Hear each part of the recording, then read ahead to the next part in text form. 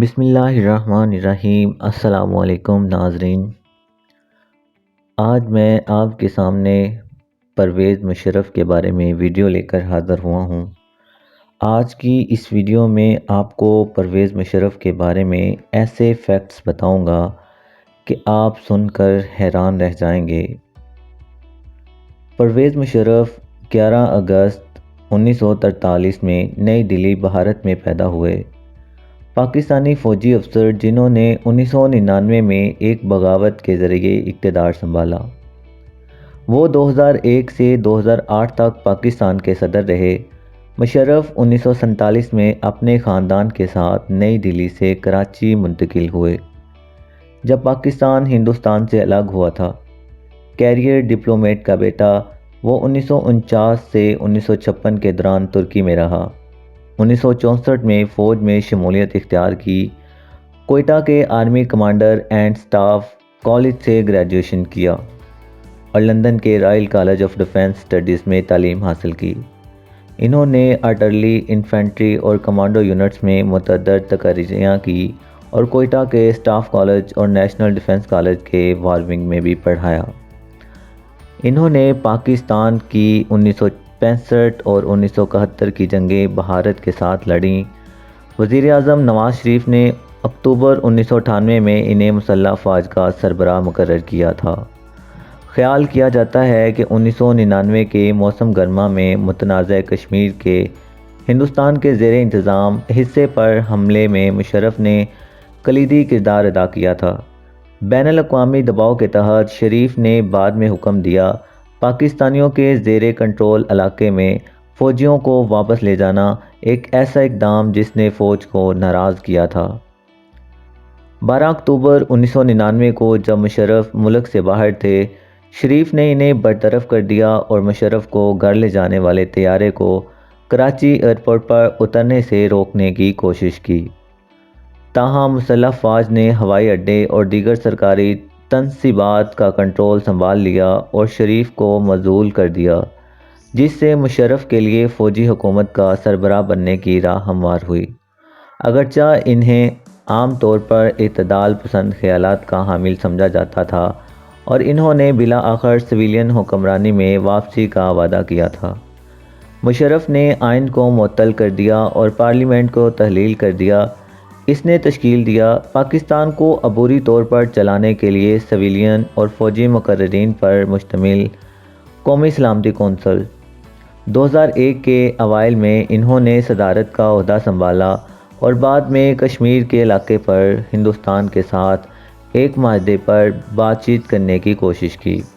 11 ستمبر 2001 میں امریکہ کے حملوں اور اس کے بعد افغانستان پر امریکہ حملے کے بعد 2002 میں آئین کے اگلے کئی سالوں میں مشرف کئی قاتلانہ حملوں سے بچ گئے۔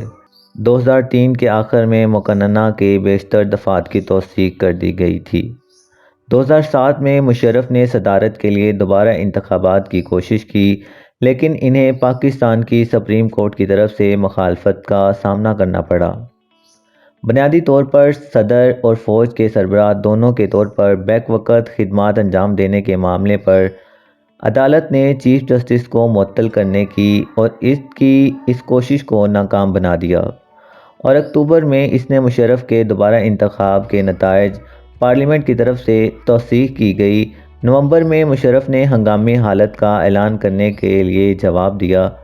دہشت گردی کے بڑھتے ہوئے خطرات کا حوالہ دیتے ہوئے اس نے دوسری بار آئین کو معطل کیا، چیف جسٹس کو برطرف کیا اور دیگر ججوں کی جگہ لے لی۔ سپریم کورٹ نے اپوزیشن کے سیاسی رہنماؤں کو گرفتار کیا اور آزاد پریس اور میڈیا پر پابندیاں عائد کر دیں۔ اسی مہینے کے بعد ازاں سرِ نو تشکیل شدہ سپریم کورٹ نے ان کے دوبارہ انتخاب کے آخری قانونی چیلنجوں کو مسترد کر دیا اور انہوں نے سویلین صدر بننے کے لیے اپنے فوجی عہدے سے استعفیٰ دے دیا۔ مشرف نے دسمبر کے وسط میں ایمرجنسی کا خاتمہ کیا۔ حالانکہ آئین کو بحال کرنے سے پہلے انہوں نے اس میں کئی ترامیم کی اور جو ایمرجنسی کے دوران نافذ کیے گئے اقدامات کو تحفظ فراہم کرتی تھیں۔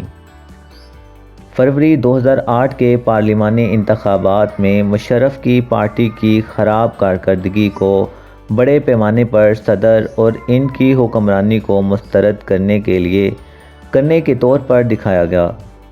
انتخابات میں نواز شریف کی سربراہی میں اپوزیشن اتحاد کا نتیجہ نکلا۔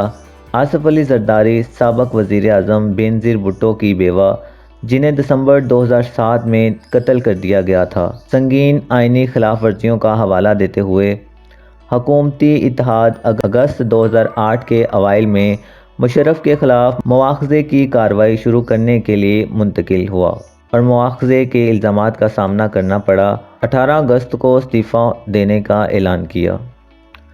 اکتوبر 2010 میں ایک خود ساختہ جلا وطنی کے بعد مشرف نے ایک نئی سیاسی جماعت کے قیام کا اعلان کیا۔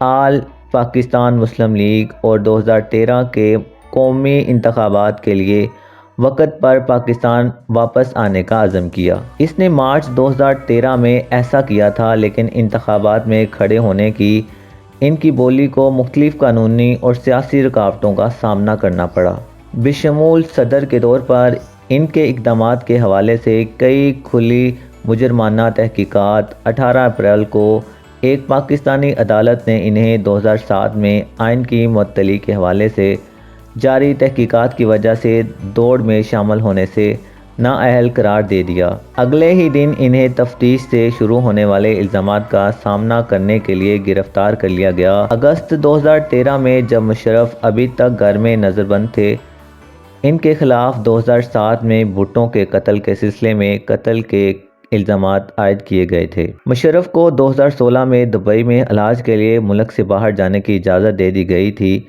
جہاں وہ اس کے بعد رہے۔ 2018 کے آخر میں یہ انکشاف ہوا کہ امیڈوسس کی وجہ سے ان کی صحت تیزی سے خراب ہو رہی ہے۔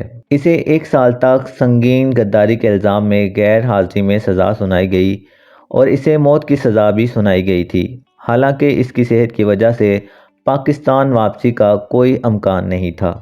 جنوری 2020 میں خصوصی عدالت جس نے یہ سزا سنائی تھی، اسے غیر آئینی قرار دیا تھا اور اس کی سزا کو کالعدم قرار دے دیا گیا تھا۔